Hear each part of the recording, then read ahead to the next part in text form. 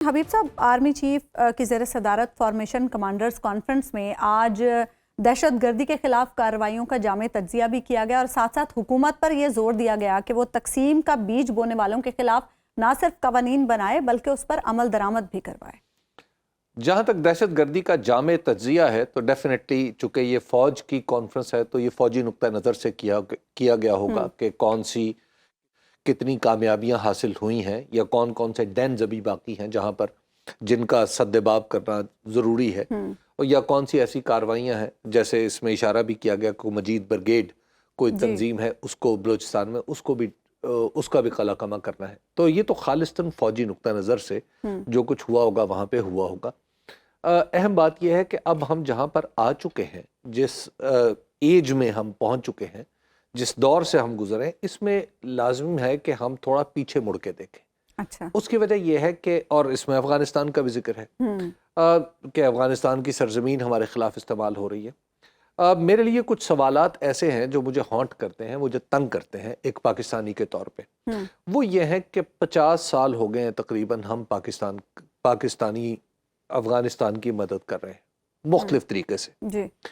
تو ان 50 سالوں کو ہمیں دیکھنا ہے کہ ہم نے ایسا کیا کیا ہے۔ 50 سے کچھ کم ہے، مطلب 1978-79 سے آپ انفیکٹ ہم شروع ہوئے تھے، تو معاف کیجئے گا، آخر ہم نے کہاں پہ کیا غلطی کی پالیسی سازی میں کہ افغانستان کے اندر وہ لوگ جن کی مدد ہم نے کی تھی ہم انہی سے شکوہ کناں ہیں۔ آخر کیا ہے ایسا؟ اس کا دو ہی مطالب ہو سکتے ہیں نا، کہ یا تو ہم کسی اندھی پالیسی پہ عمل کر رہے ہیں اور اس پہ چلتے چلے جا رہے ہیں اور ہمیں راستہ نہیں سوجھ رہا، اور ہم اس کو ٹھیک کرنے کے لیے بھی تیار نہیں ہیں، ہم راستہ بدلنے کے لیے بھی تیار نہیں ہو رہے۔ تو آخر کیا وجہ ہے کہ ہماری 50 سال تقریباً 5 دہائیوں کی قربانیاں رنگ نہیں لا رہی جو ہم نے افغانستان کے لیے دی ہیں؟ یہ تو فوجی انالیسس ہے نا۔ اب ہمیں قومی انالیسس کرنا چاہیے، قومی تجزیہ کرنا چاہیے۔ دوسرا اسی طرح دہشت گردی کا معاملہ ہے۔ دہشت گردی کے ساتھ ہمیں لڑتے ہوئے 20 سال ہو گئے۔ ہم نے ان 20 سالوں میں اپنے بے پناہ بے شمار بچے مروائے۔ دیکھیے، فوج کا جو بچہ ہے، جو نوجوان ہے، وہ بھی میرے بیٹوں کی طرح، بچوں کی طرح۔ جو عام آدمی اس میں شہید ہوتا ہے وہ بھی ہمارا بچہ ہے۔ آخر ہمارے بچے ملک کی سرحدوں کے اندر شہید ہوئے ہیں۔ ہمیں اب یہ سوچنا ہے کہ ہمیں 20 سال میں ہم نے کیا کھویا پایا ہے۔ دہشت گردی کے خلاف جنگ میں ہمارا عزم تو غیر متزلزل ہے۔ ہماری معاف کیجئے گا، ہمارے فوجیوں کی قربانیاں ان سے ہماری زمین سرخ ہے، بالکل ہمارے ماتھے کا وہ جھومر ہے۔ لیکن ہمیں اب یہ بھی تو دیکھنا ہے کہ یہ جنگ کنکلوڈ کیوں نہیں ہو رہی۔ تو ہمیں اس بات پہ اب ہمیں قومی سطح پہ غور کرنا چاہیے، اس کا جائزہ لینا چاہیے۔ تیسری بات جہاں جو آپ نے نقطہ اٹھایا کہ حکومت پر زور دیا ہے کہ آپ فیک یا وہ لوگ جو جھوٹا پروپیگنڈا کرتے ہیں ان کے خلاف کارروائی کریں، قوانین بنائیں۔ میرا خیال یہ ہے کہ قانون بنانے کی ضرورت نہیں، قوانین پہلے سے موجود ہیں۔ ہماری عادت یہ ہے کہ ہم قوانین تو بنا لیتے ہیں اور پھر اس پر عمل درآمد سلیکٹیولی کرتے ہیں۔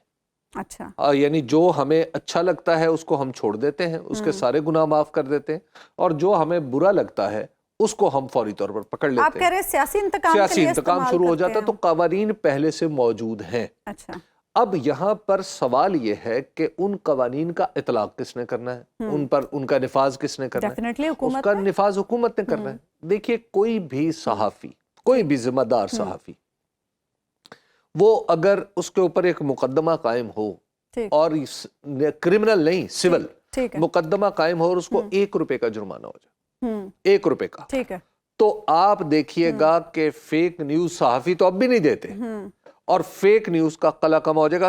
پروفیشنل صحافی اپنی کریڈیبلٹی کے لیے جان دینے کے لیے تیار ہو جاتا ہے۔ ایک اور بڑا اہم معاملہ ہے اور وقت کی چونکہ قلت ہے، بلاول بھٹو صاحب نے کہا کہ مولانا سے آج فیصل وارڈہ صاحب ملنے پہنچے اور پھر رانا ثناء اللہ صاحب بھی پہنچ گئے۔ مولانا کے تحفظات دور کرنے کی یقین دہانی سبھی کرا رہے ہیں، کیا مولانا کے تحفظات دور ہوں گے؟ نہیں، مولانا سے وعدہ خلافی ہوئی، مولانا سے جب کامران مرتضیٰ صاحب نے یہی کہا 26ویں آئینی ترمیم ہو رہی تھی تو بلاول بھٹو زرداری صاحب نے مولانا کو یقین دلایا تھا کہ ہم آپ کا جو مدارس کا بل ہے اس کو منظور کریں گے، اور پھر یہ طے پایا کہ طریقہ کار یہ طے پایا کہ پہلے مدارس کے اوپر قانون سازی ہوگی، مدارس کا بل منظور ہوگا، اور اس کے بعد پھر 26ویں آئینی ترمیم کی کاروائی شروع ہوگی۔ آپ کو یاد ہوگا آج بھی اگر آپ وہ کاروائی اٹھا کے دیکھیں تو وہ نشر ہوئی تھی تو اس میں پہلے مدارس کے حوالے سے قانون سازی ہوئی تھی۔